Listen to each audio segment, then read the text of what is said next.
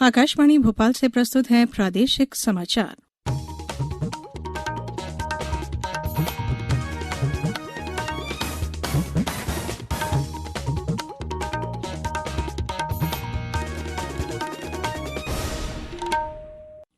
नमस्कार, समाचारों के साथ मैं धारणा सचदेव।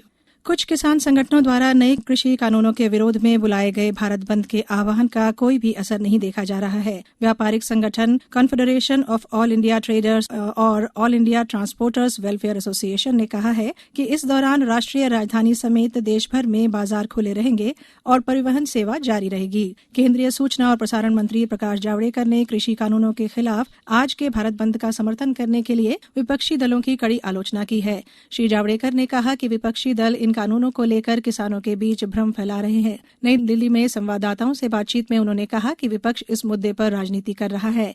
प्रदेश में भी भारत बंद पूरी तरह से बेअसर है। भारतीय जनता पार्टी के सांसद गणेश सिंह ने आकाशवाणी से बातचीत में कहा कि कुछ किसान संगठनों द्वारा बुलाया गया भारत बंद औचित्यहीन है।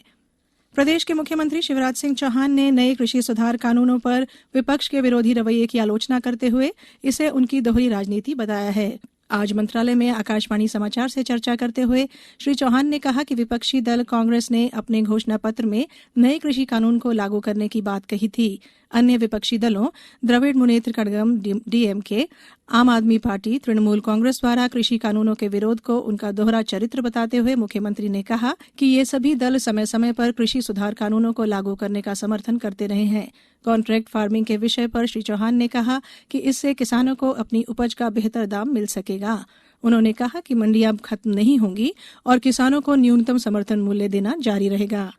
वहीं प्रदेश के कृषि मंत्री कमल पटेल ने संवाददाताओं से चर्चा के दौरान कृषि सुधार कानूनों को किसानों के लिए हितकारी बताया। कटनी से हमारे संवाददाता ने जानकारी दी है कि जिले में बंद का कोई असर नहीं है।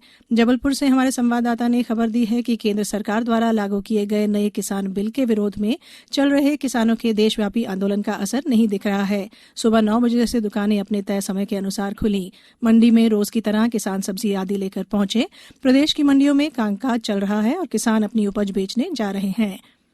प्रधानमंत्री नरेंद्र मोदी ने कहा है कि देश की डिजिटल क्षमता अपार है। उन्होंने कहा कि कोविड महामारी के दौरान मोबाइल प्रौद्योगिकी के माध्यम से समाज के गरीब और कमजोर वर्गों को मदद प्रदान की गई है। भारत मोबाइल कांग्रेस के चौथे अधिवेशन को संबोधित करते हुए श्री मोदी ने कहा कि मोबाइल तकनीक की मदद से लाखों भारतीयों को करोड़ों रुपए मूल्य के लेन देन का लाभ मिलेगा।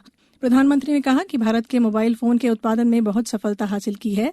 प्रधानमंत्री ने यह भी कहा कि सरकार अगले 3 वर्षों में हर गांव में high speed fibre optic cable connectivity प्रदान करने की दिशा में काम कर रही है। श्री मोदी ने कहा कि देश में इस समय 1 अरब से अधिक मोबाइल फोन और 75 करोड़ इंटरनेट उपयोगकर्ता हैं। प्रधानमंत्री ने कहा कि हमें इस बारे में योजना बनानी होगी कि हम औद्योगिकी क्रांति का कैसे बेहतर इस्तेमाल करें। उन्होंने कहा कि बेहतर स्वास्थ्य देखभाल, बेहतर शिक्षा और किसानों और छोटे व्यवसायियों के लिए बेहतर बाजार उपलब्ध कराना कुछ ऐसे लक्ष्य हैं जिन्हें डिजिटल तकनीक की मदद से हासिल किया जा सकता है। उन्होंने 5G प्रौद्योगिकी को समय पर हासिल करने के लिए सबसे मिलकर काम करने का आग्रह किया है। देश में पिछले 24 घंटों में कोविड-19 के करीब 33,000 नए मामले सामने आए हैं। इसके साथ ही भारत में कुल संक्रमितों की संख्या 96,77,000 से अधिक हो गई है। प्रदेश में पिछले 24 घंटों के दौरान कोरोना के 1,307 नए मामले प्रकाश में आए, जिससे कुल पॉजिटिव मरीजों की संख्या 2,15,997 हो गई है। अब कुछ समाचार संक्षेप में। आज सेना सेवा कोर का स्थापना दिवस है। सेना सेवा कोर मुख्य रूप से सेना, वायुसेना, नौसेना और अन्य अर्धसैनिक बलों के लिए विभिन्न चीजों की खरीद और वितरण का कार्य देखती है। देश में खरीफ की वर्ष 2020-21 की फसल में धान की खरीदारी सुचारू रूप से चल रही है और 6 दिसंबर तक 344,86,000 मीट्रिक टन से अधिक धान की खरीद हो चुकी है। विश्व स्वास्थ्य संगठन ने भारतीय मूल के अनिल सोनी को WHO फाउंडेशन का मुख्य कार्यपालक अधिकारी नियुक्त किया है और भारतीय कृषि अनुसंधान परिषद को खाद्य और कृषि संगठन रोम ने अंतर्राष्ट्रीय राजा भूमि बोल विश्व मृदा दिवस पुरस्कार से सम्मानित किया है। इस बुलेटिन में इतना ही।